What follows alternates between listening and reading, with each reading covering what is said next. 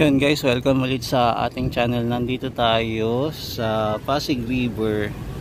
So sa tapat tayo ng Pasig River Esplanade. Pero mukhang may kaganapan ngayon. Hindi lang natin alam kung ano meron at bakit. Napansin din natin walang dumadaan dito. Siguro may inauguration ngayon. Kaya maraming tao dito ngayon sa Esplanade. Ayan o, kung makapansin natin, tapos meron siyang nakabandero. Naglagay sila ng flag sa gilid. Mukhang tapos na siguro yung project dito. Baka pwede na siyang i-open.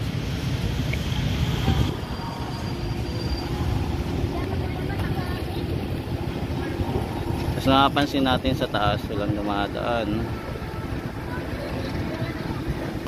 Ayan. Yan, so ikot-ikot tayo dito sa area. So ngayon po pala ay Sunday ulit,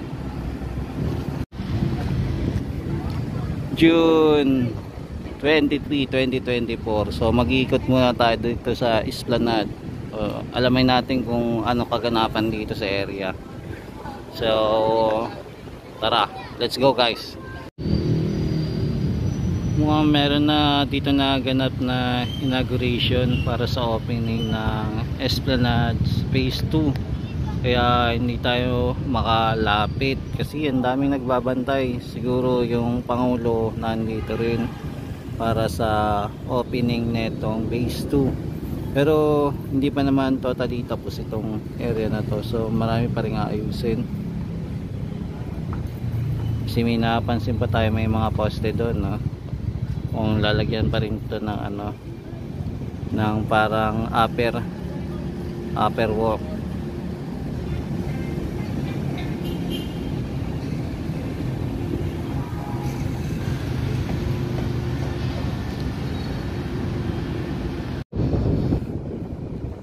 Yan, bawal dumaan.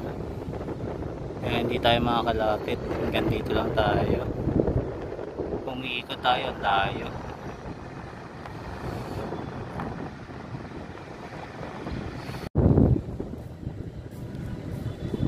Ito po ngayon yung eksena dito sa Esplanade Phase 2. Yan, daming bisita.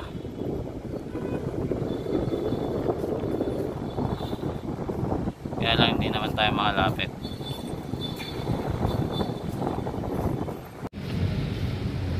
Yan, nandito nga pala si President, kaya pala matindi ang bantay sa area na to para sa opening ng Phase 2. Kaya hindi tayo makalapit kahit makadaan o makatawid sa kabila.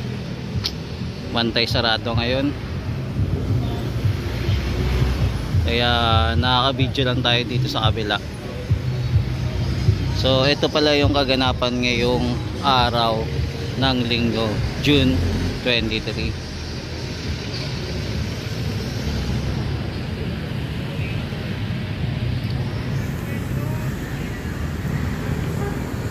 Yan, may makikita din tayo naglilinis dito sa area para sa mga water lily. Yung masisipag nating MMDA nagtatrabaho ngayon.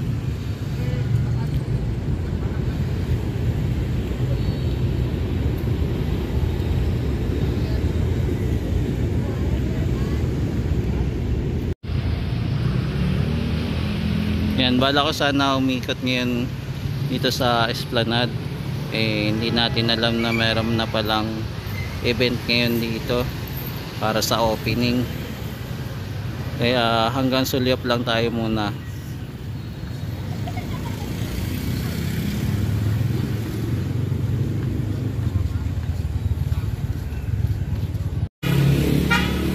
Dami ngayon ano, water lily, grabe oh, fiesta ng water lily ngayon. Ang daming dadakotin ng MMDA.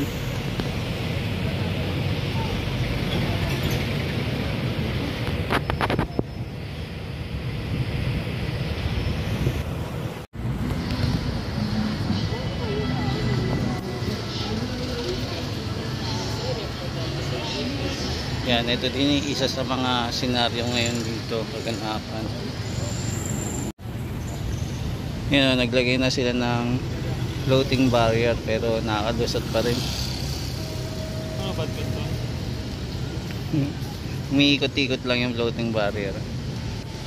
Dami. Grabe. Panalo.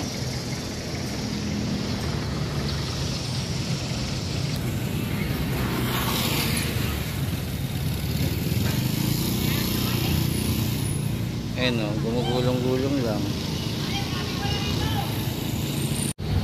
Yan, dumaan tayo sa Liwasang Bonifacio sa harap ng PhilPost Office. So mapapansin natin wala ngayon mga taong homeless dito na dito natutulog. For the meantime, mukhang binalis muna sila dahil sa event na nangyayari dito sa Pasig River Esplanade.